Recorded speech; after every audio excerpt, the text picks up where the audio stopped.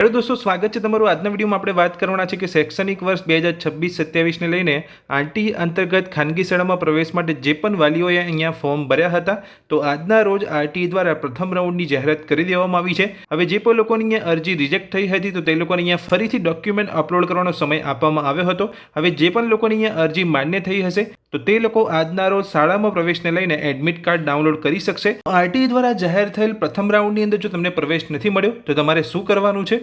શું આરટી દ્વારા બીજો કે ત્રીજો રાઉન્ડ જાહેર કરવામાં આવશે કે નહીં, અને વેબસાઇટ પર જઈને તમે એડમિટ કાર્ડ કેવી રીતે ડાઉનલોડ કરી શકો છો તે વિશેની સંપૂર્ણ માહિતી તમને આ વિડીયોમાં હું આપવાનો છું।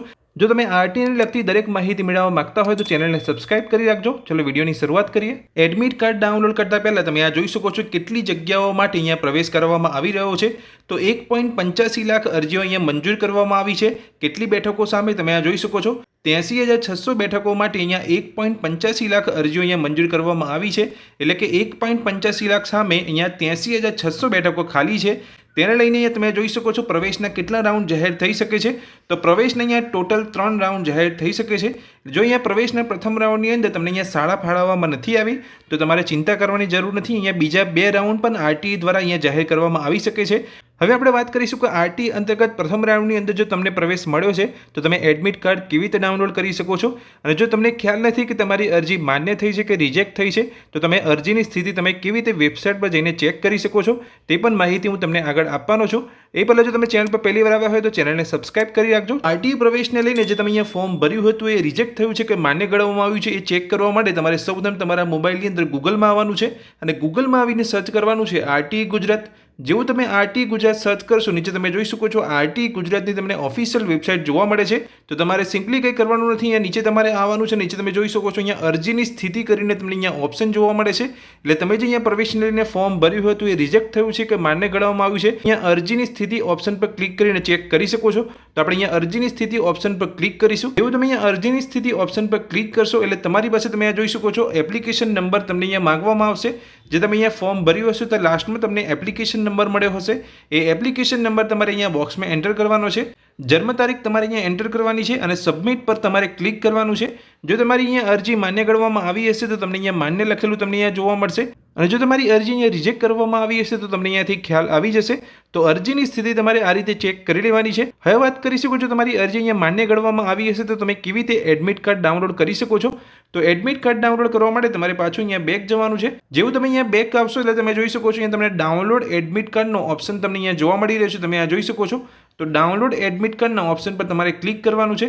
તો એડમિટ કાર્ડ ડાઉનલોડ કરવા માટે તમે આ જોઈ શકો છો તમારી પાસે ફરીથી તમારો અહીંયા એપ્લિકેશન નંબર માંગવામાં આવી રહ્યો છે, તમારે બોક્સની અંદર એન્ટર કરવાનો છે। જન્મ તારીખ તમારે અહીંયા એન્ટર કરવાની છે અને સબમિટ પર તમારે ક્લિક કરવાનું છે।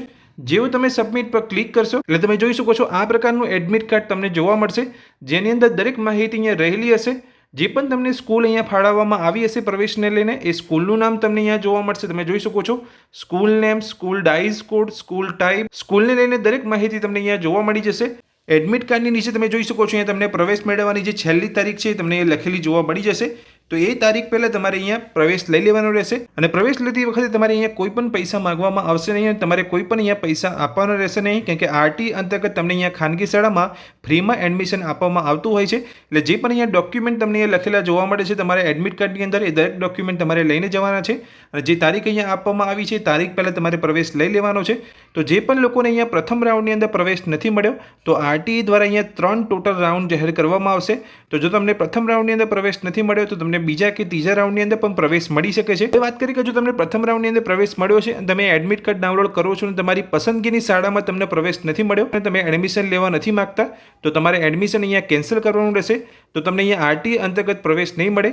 જે સ્કૂલની અંદર તમે એડમિશન કેન્સલ કરશો તેની જગ્યાએ બીજા કોઈ વિદ્યાર્થીને બીજા કે ત્રીજા રાઉન્ડની અંદર પ્રવેશ આપી દેવામાં આવશે, અને આરટી અંતર્ગત તમને અહીંયા બીજા કે ત્રીજા રાઉન્ડની અંદર પ્રવેશ નહીં મળે। જો તમે આરટી અંતર્ગત પ્રવેશ મેળવવા માંગતા હોય તો જે તમને એડમિટ કાર્ડની અંદર સ્કૂલ તમને અહીંયા જોવા મળી રહી છે, જે શાળા તમને ફાળવવામાં આવી છે, એ સ્કૂલની અંદર તમારે એડમિશન મેળવવાનું રહેશે। અહીંયા તમે સ્કૂલ ચેન્જ નહીં કરી શકો। તો દોસ્તો આ વિડીયોમાં મેં તમને માહિતી આપી કે આરટી અંતર્ગત પ્રવેશને લઈને પ્રથમ રાઉન્ડ જાહેર કરી દેવામાં આવ્યો છે, અને તમે કેવી રીતે એડમિટ કાર્ડ ડાઉનલોડ કરી શકો છો, અને પ્રવેશને લઈને કેટલા ટોટલ અહીંયા રાઉન્ડ જાહેર કરવામાં આવશે। તો આરટી દ્વારા અહીંયા ટોટલ 3 રાઉન્ડ જાહેર કરવામાં આવવાના છે। તો દોસ્તો આ માહિતી તમને ગમી હોય ને આરટીને લગતી દરેક માહિતી મેળવવા માંગતા હોય તો ચેનલને સબસ્ક્રાઇબ કરી રાખજો। વિડીયો પસંદ આવ્યો હોય તો વિડીયોને લાઇક કરજો, તમારા મિત્રો સાથે જરૂરથી શેર કરજો। Thank you.